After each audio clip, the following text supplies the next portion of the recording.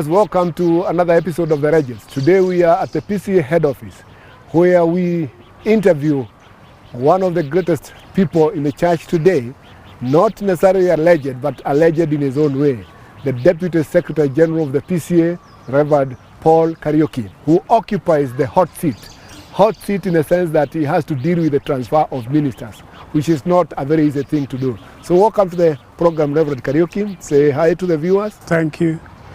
I say hi to the viewers. Praise the Lord.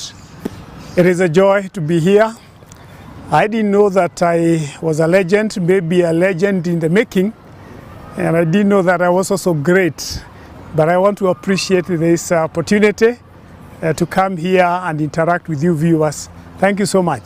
Thank you. Reverend Kariuki, you have occupied the position of the Deputy Secretary General of the PCEA, a position that deals with the transfer of ministers for close to 4 years. So what is your experience in that particular position? Wow, you ask about experience of the Deputy Secretary General. Yes. It is a good experience, one, to be known that you are the Deputy Secretary General, okay. But it's not about the title, it is about work.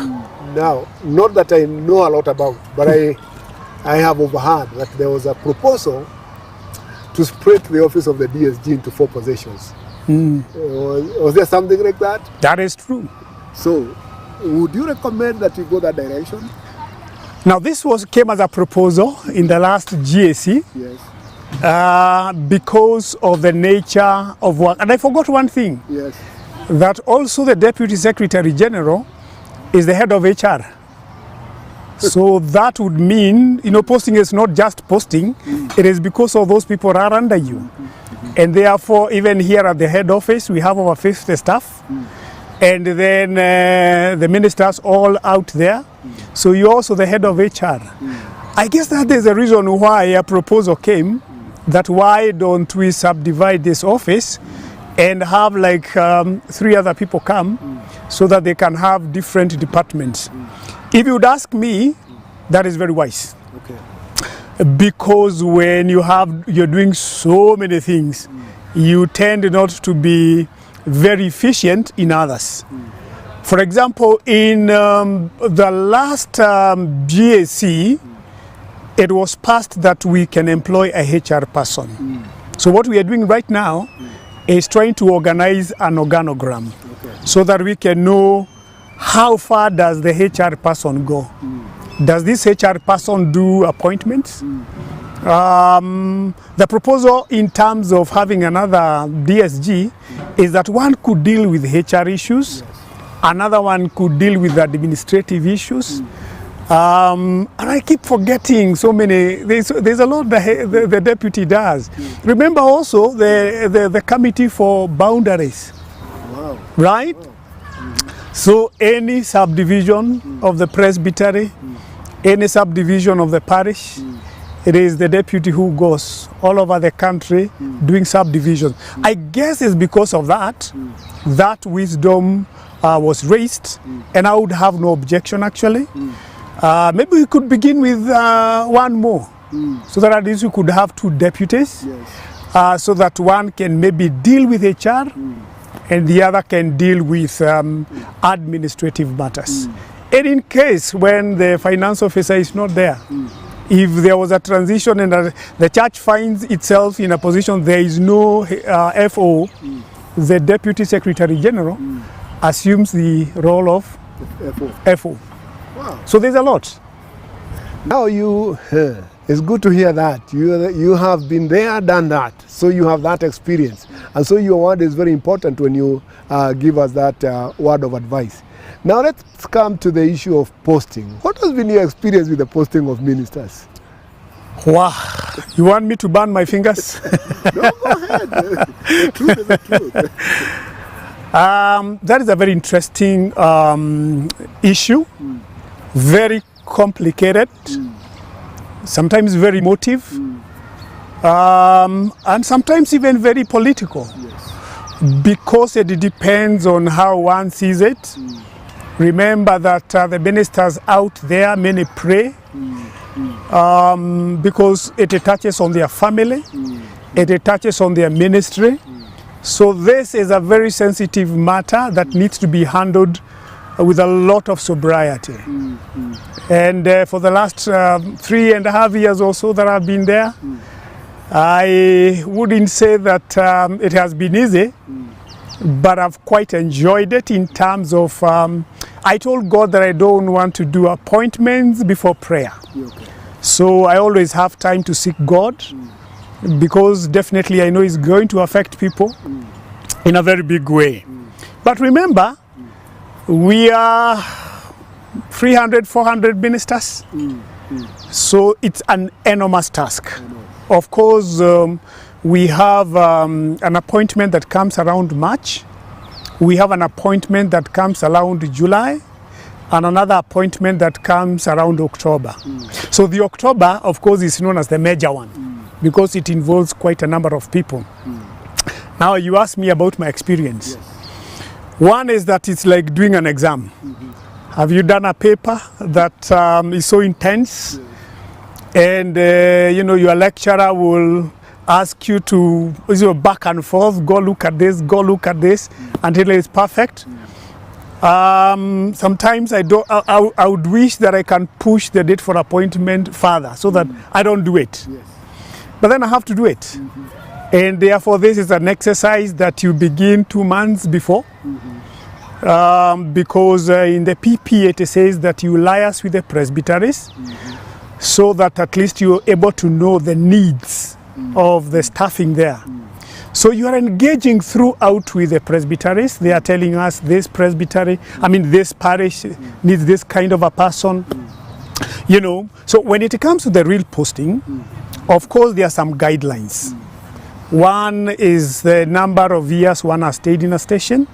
So you would go and look at all the people and the number of years they have served. The PP says 5, plus or minus. So you would go to all those people who have gone 5 years. Then again, you want to balance issues of gender. Yes. You know, you cannot just post one gender in the same presbytery. So you're trying to balance the issues of gender, but also the issue of leadership. You are looking at, yes, do you just post all the new ministers in one single presbytery? You don't want to do that. So you're looking also at the ages and the experiences of the people you're posting there, so that you're able to balance. Also in terms of families, you are trying to balance, because I don't want to send you all the way where your family is so far, and maybe there are some issues in your family, somebody is ailing, right? There are such kind of requests. There are also personal requests, because somebody may be having a condition, and maybe this condition cannot be exposed maybe to a hot place, cannot be exposed to a cold place. So there are those medical reports. Somebody comes and says, I have this condition. So there are a lot of things that you have to consider when it comes to posting. And therefore there's something that requires prayer. There's something that requires also a lot of liaising together with the presbyteries before now you arrive to the final draft. Now when you get the draft, you now sit with the office, the G office. You want to consult them, you want to consult the moderator, you want to consult the Secretary General, the Honorary Treasurer. You know, you sit down as an office, because this is not about you. Because they also have an eye and a concern actually because of the church. So I take them through, I tell them, okay, this is the reason why I'm doing this. I'm posting this person here because of this reason. So we agree. And finally, I have the final draft that I have to take it now to the appointments committee. So there we are. They can say yes, they can say no. But I can tell you that it's such a rigorous process that for 2 months or so, you are just sitting down, sometimes burning the midnight oil. I know that there are times I have gone to sleep at 2 in the morning. I remember the last appointment, we left this place at 3 in the morning. We left at 3 in the morning, then woke up again, and at 7 we were here. you know, we went and looked at that list, and although the meeting is, we are supposed to begin the meeting at 10, we began at midday. So it is not as easy as people think, but there we are, it has to be done. Wow, wow. These are some of the things that some of us will never get to know, but now we are learning gradually. So, but I want to go back to the time that you became DSG. And due to the unfortunate demise of our former Secretary General, the late Reverend Kania, and we didn't have a Secretary General in the office, you were new as a DSG, and then you had to act as the Secretary General for quite a while, until when you came to the GA. What was your experience then? Talk about baptism by fire. Yes. That is what it was. Okay. Because I remember the fact that when the elections were announced, and I was told that the DSG, remember a team coming home to ask me whether I will accept. I said, okay. Then I had to come for a GAC to be received. Of course, first of all, you have now to work with the current office, particularly the DSG, just to train you on a few things before the GAC, or the GA for that matter, where you are going to be received. I was received, but remember that time was the time that COVID broke out. When now the office was handed over to me by Reverend Kanga, the former DSG, you know, we sat just both of us in the office because there was no staff, there was nobody, and therefore I was handed over an empty office without staff because there was nobody in this place. And you know, we stayed that way until around July, August. That is when I started seeing people trickling in. Yes. I didn't know who was who in the office because there was nobody to take me around and tell me and introduce me to the staff I was to heed. But the toughest thing is that immediately I assumed office. Remember, now we are working with the Secretary General, the late Reverend Peter Kania. Of course, I really enjoyed, you know, working with him those few months, but then I didn't know that you see, there's no appointment, there is nothing, the church is closed, you know, we were preaching through CAC TV, and then the most unfortunate thing is that the person whom I'm to work with as the Secretary General now passes on. So my first job, my first work, if I may call it, was to lead a service of the, you know, to the Secretary General. It was not easy at all. So that's why I said baptism by fire. You know what happened? Now, according to the PNP, it is the Secretary General who calls for the business. Here I am, the Deputy Secretary General. I have no mandate. But how do I run the church? The moderator cannot call. It has to be the Secretary General. The Secretary General has passed. I had to call business to come and give me power to call them. Who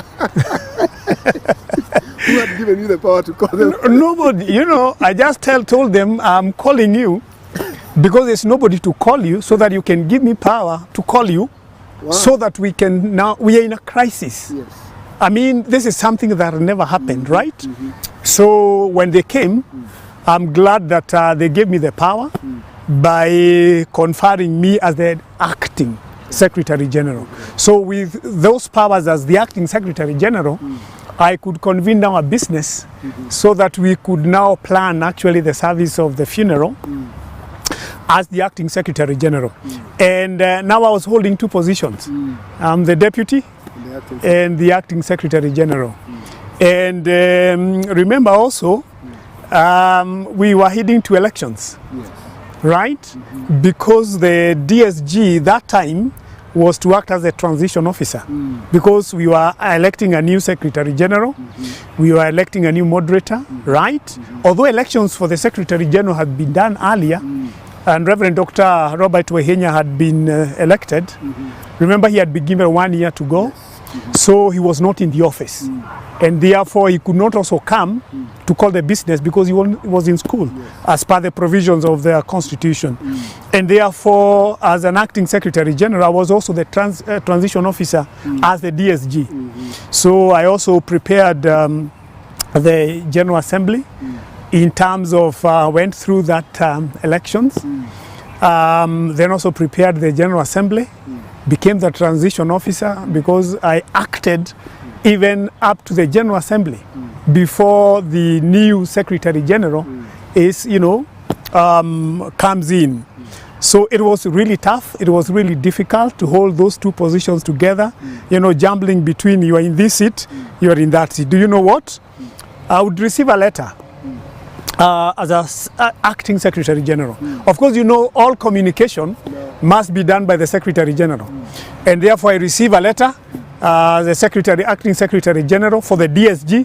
So I would write, attention to the DSG Act. Then I would go to my office as the Deputy Secretary General, because this is a HR issue. I cannot act on it as the Secretary General. So I would go to my office as the Deputy Secretary General and then implement what the acting Secretary General said. The issue that came up when you had to take over as the acting Secretary General upon the demise of the late Reverend Kanya. And it seems that you have a lot of experience in that work right now, the experience that no one else in this church has. Is there a word of advice to the church in matters transition, just in case, God forbid, something like that like this ever comes again to the church? Because I tend to think your experience should be written down. I agree with you that definitely things happen so that we are able also to prepare for tomorrow. That was a very unfortunate incident that had not been envisaged in our constitution. And I believe that, first of all, it's good to acknowledge our constitution because the way the crafters of the constitution in their wisdom planned that during one GAC or GA, the transition officer would be the Deputy Secretary General. Then the next one, it would be the Secretary General. Like the one that I had during the demise of the late Secretary General, it was the DSG who was doing the transition. Now the next General Assembly, it is the Secretary General who will be the transition officer, because then the Deputy would be leaving. The moderator will be leaving in terms of he has done his 3 years. The HT has done his 3 years, and therefore it is only the Secretary General who has done 3 years and has 3 more years to go, and therefore before he does his 6 years, in between he becomes the transition officer.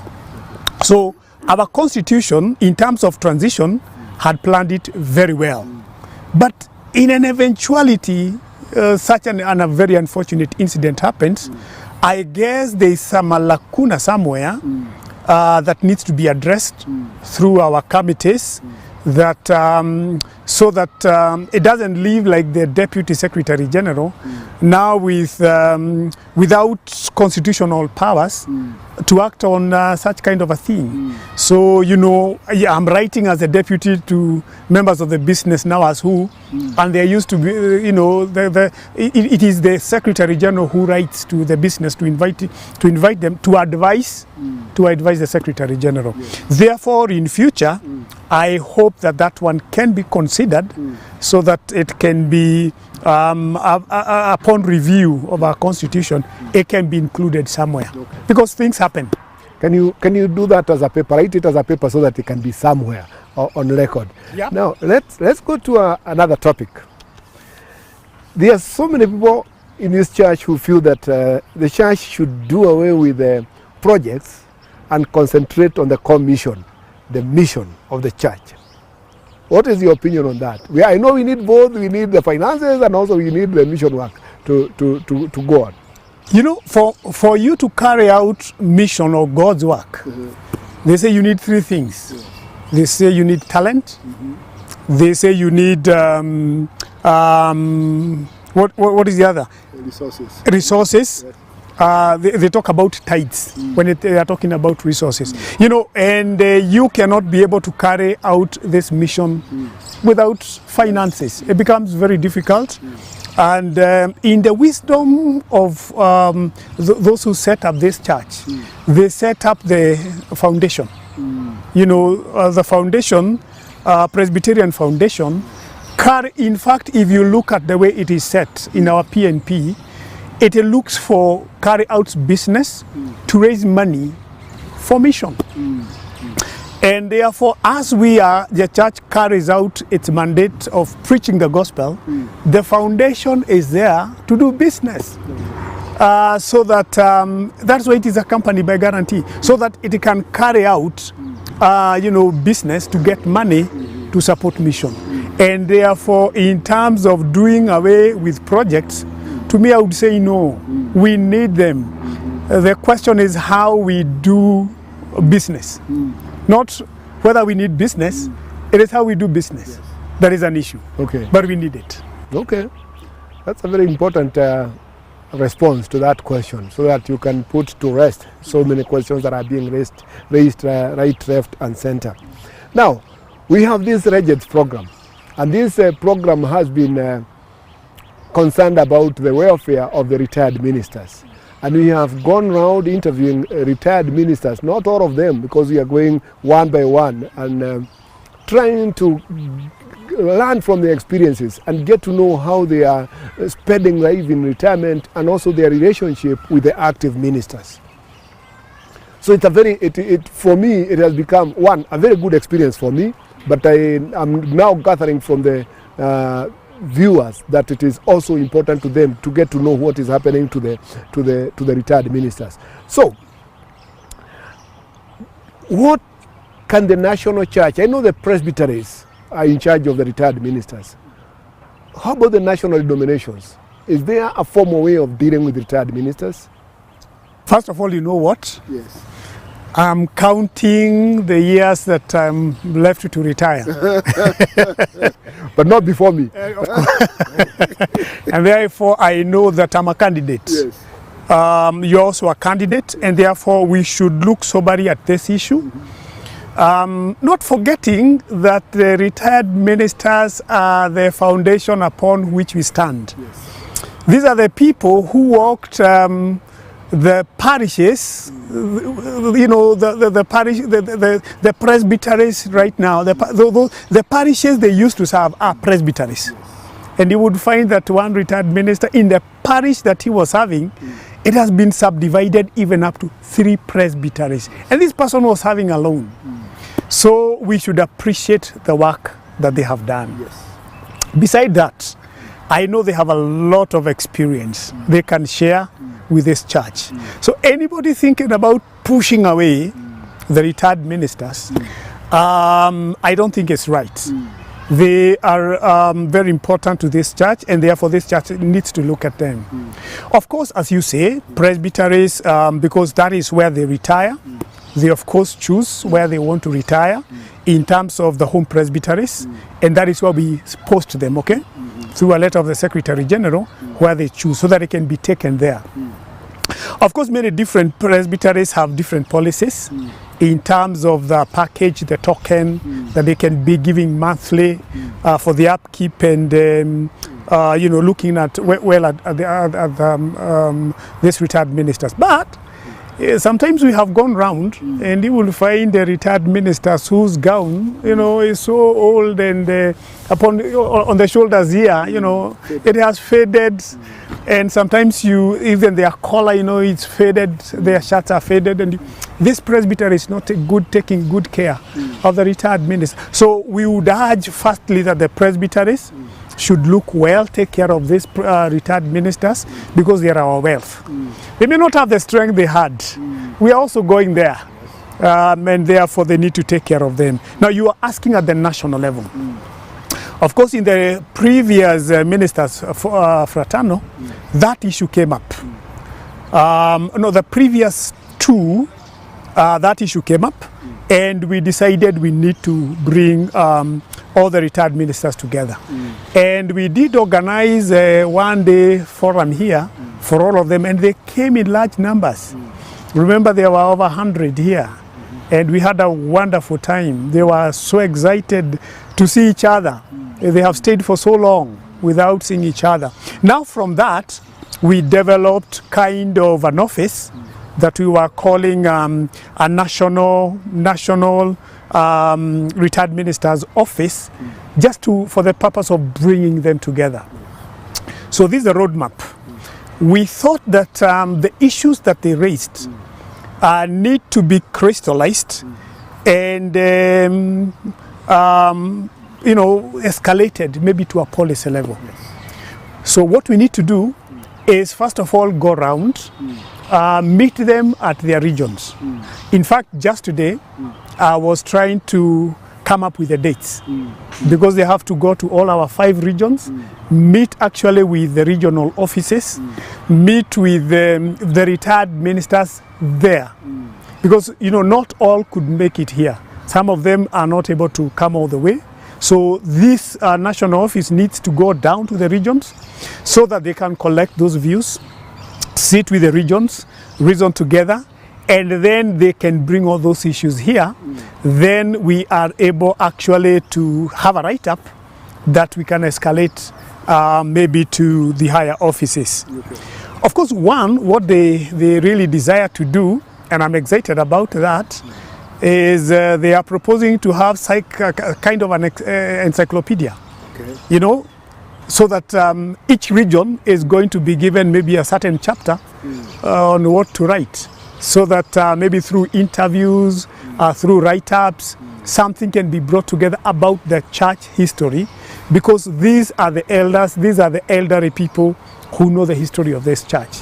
But beside that, how do we take care of them? The last time we were talking with them, they were telling me not only what we can do for the church, what the church can do for us, what can we do for the church? Because we still have a lot we can do for the church. But as you ask, is that once they collect all those views, then we can crystallize them in a kind of a policy, so that we can see how at the national level the retired ministers can be taken care of. Yes. So now, you are just a few months away from from handing over the office of the DSG. What can you say have been your achievements in that office, in a nutshell? If you would tell me, if I would be honest with you, if this church gives a person a second chance to be a DSG, I would turn down the offer. I would tell them, thank you. Is that an achievement? Let me go to the parish. Why? Because I feel that I've given it my all.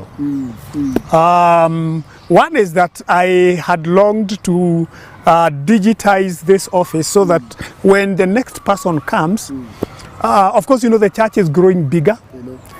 Maybe the first DSG had 100 ministers to deal with. The second one had 200. Now you're handing over to me 400 ministers to deal with. They have histories. Like you are ordained here, you are licensed here. This was your first parish. Then you went to the second parish. Then I am here doing the appointment, and I cannot have all that data. Yes. So you'll find I'll always make a mistake and take you back maybe to where you are ordained, where you are licensed. Then you tell me, no, you're sending me back to the place where I was. So if a person comes after me, they will find data, right? Where maybe at the click of a button, they can see Minister so-and-so was maybe ordained here, licensed here, posted here, so that when they are doing the appointments, they can reduce the number of maybe mistakes that they would do. That was my desire. I had also another desire that maybe my predecessor will come and take it to the next level. I desired that we can push and this issue of having ministers where they can retreat for after burnout, where they can go and maybe just have some rest somewhere, do some research somewhere, right? So that after just, going and working and working, they can have a place they can retreat maybe. The presbytery maybe can think about sponsoring them. That's why I visited Honey Farm, where the church initially had thought of having a retreat center there. So because there's some land there, we thought we could look for a donor and develop kind of a place where ministers maybe could just have a retreat somewhere, so that at least they can also refresh and come back stronger. Okay. So that has been my desire. I also approached the donor. In fact, we did a write-up here. It's only that, the money was not approved because of the COVID issue. Otherwise, that is my desire. Okay. That at least ministers can have some place they could retreat and refresh, so that they could go on. Okay. Yes. And what can you say have been the main obstacles to the success of your work as a DSG?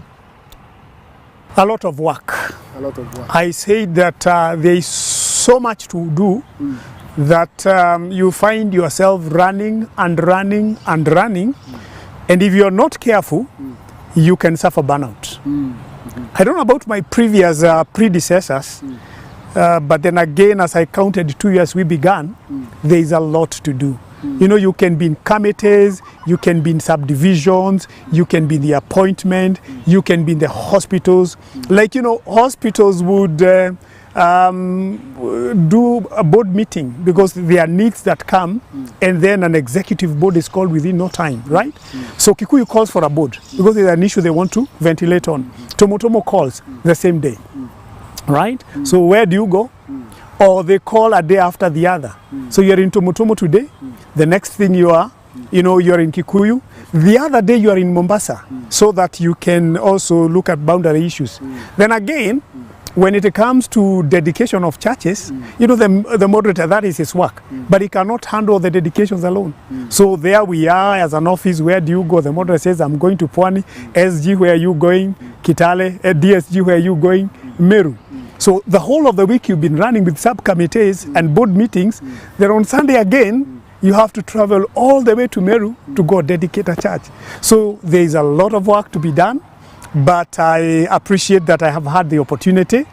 But then again, I began by saying that appointments can be political. Okay. So sometimes people will say, no, you didn't post me where I should have gone. Then you make some enemies out of some people, they don't like you, but you did your best. And your conscience tells you that you did your best for this church. Okay. Now, maybe out of curiosity, do you have a driver? Wow. You're reminding me of my many things that I have not done.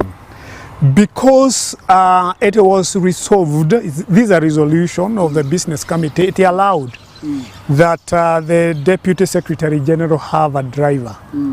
The moderator has a driver, the Secretary General has a driver, and I've been driving myself. But then the business said, no, this work is too much, you need a driver. So we are recruiting a driver. So I believe that the one who comes after me will find a driver because of this nature of work. Oh, that is good. Yes. I was just concerned because of that, so much traveling back and forth, and again, you need to go meditating and planning on some issues when you are traveling. Do you know what? Yes. Is that sometimes you have to put a bag in your car because you may not reach home, because you come from Kikuyu and you're needed in Kitale, and therefore you travel up and down. But I've been driving myself. Yes. It's tough, but I appreciate it. Wow, you're a strong man. And thank you for your service to this church. And we must say that it may not have been easy, but you have done your part to the glory of God. So thank you for creating time amidst your busy schedule and a lot of work to sit down and talk about what you know, what you have experienced to the Regents program. And I know viewers are happy because now they are a little bit more informed. So thank you so much for your time. We wish you well. Any future plans? Anyway, that is for the church to decide. Future plans is to appreciate. One is my family, Monica. She has been a strong pillar. Victor and my son Favor. my daughter Favor. They have been a blessing. Future plans, once I'm done with the Deputy Secretary General, is to go to the parish and serve God. Because my first calling is the ministry. I'm a minister. I've been given this administrative position by the church. But once I'm done, is that I will go back to the parish and serve God and preach the word of God. You know what? I will be preparing. I told you the work of the DSG is to prepare for those events. So I will be preparing the General Assembly that I will be handing over. Yes. Thank you. And it would be my joy. Thank you for your time. Thank you so much. For this program and even for your time as the Deputy Secretary General. May the Lord bless you even in your future ministry. Viewers, thank you for listening to the Deputy Secretary General. And this brings us to the end of the last episode of the second season of the Regents program. See you in the next season. God bless you.